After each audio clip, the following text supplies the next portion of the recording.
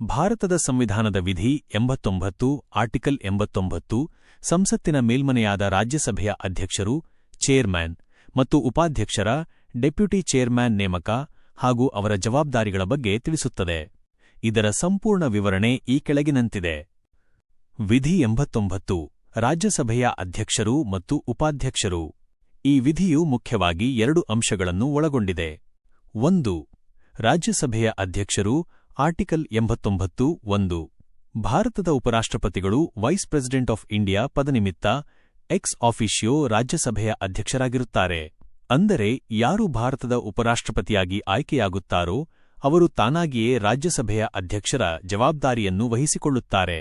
2.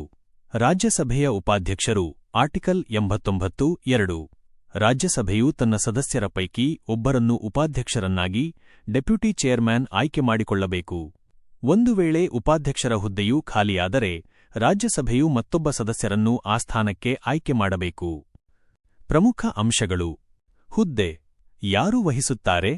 ಆಯ್ಕೆಯ ವಿಧಾನ: ಅಧ್ಯಕ್ಷರು, ಚೇರ್ಮನ್, ಭಾರತದ ಉಪರಾಷ್ಟ್ರಪತಿ, ಸಂಸತ್ತಿನ ಉಭಯ ಸದನಗಳ ಸದಸ್ಯರಿಂದ ಆಯ್ಕೆ. ಉಪಾಧ್ಯಕ್ಷರು, ಡೆಪ್ಯೂಟಿ ಚೇರ್ಮನ್, ರಾಜ್ಯಸಭೆಯ ಒಬ್ಬ ಸದಸ್ಯ, ರಾಜ್ಯಸಭೆಯ ಸದಸ್ಯರಿಂದಲೇ ಆಯ್ಕೆ. ಅಧಿಕಾರ ಮತ್ತು ಕಾರ್ಯಗಳು: ಸದನದ ನಾಯಕತ್ವ, ರಾಜ್ಯಸಭೆಯ ಕಲಾಪಗಳನ್ನು ಸುಗಮವಾಗಿ ನಡೆಸಿಕೊಡುವುದು ಅಧ್ಯಕ್ಷರ ಜವಾಬ್ದಾರಿ. ನಿರ್ಣಾಯಕ ಮತ, ಕಾಸ್ಟಿಂಗ್ ವೋಟ್: ಸಾಮಾನ್ಯ ಸಂದರ್ಭದಲ್ಲಿ ಅಧ್ಯಕ್ಷರು ಮತ ಚಲಾಯಿಸುವುದಿಲ್ಲ. ಆದರೆ ಯಾವುದಾದರೂ ವಿಷಯದ ಮೇಲೆ ಮತದಾನ ನಡೆದಾಗ ಮತಗಳು ಸಮನಾದರೆ ಟೈ ಅವರು ನಿರ್ಣಾಯಕ ಮತವನ್ನು ಚಲಾಯಿಸಬಹುದು. ಅಧ್ಯಕ್ಷರ ಅನುಪಸ್ಥಿತಿ: ಅಧ್ಯಕ್ಷರು ಲಭ್ಯವಿಲ್ಲದಿದ್ದಾಗ ಅಥವಾ ಅವರು ರಾಷ್ಟ್ರಪತಿಯಾಗಿ ಕಾರ್ಯನಿರ್ವಹಿಸುತ್ತಿರುವಾಗ ಉಪಾಧ್ಯಕ್ಷರು ಅಧ್ಯಕ್ಷರ ಜವಾಬ್ದಾರಿಗಳನ್ನು ನಿರ್ವಹಿಸುತ್ತಾರೆ. ಗಮನಿಸಿ, ಲೋಕಸಭೆಯ ಸ್ಪೀಕರ್ ಆ ಸದನದ ಸದಸ್ಯರಾಗಿರುತ್ತಾರೆ.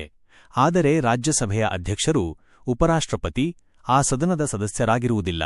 ಇದು ಈ ವಿಧಿಯ ಒಂದು ವಿಶೇಷತೆ. ನಿಮಗೆ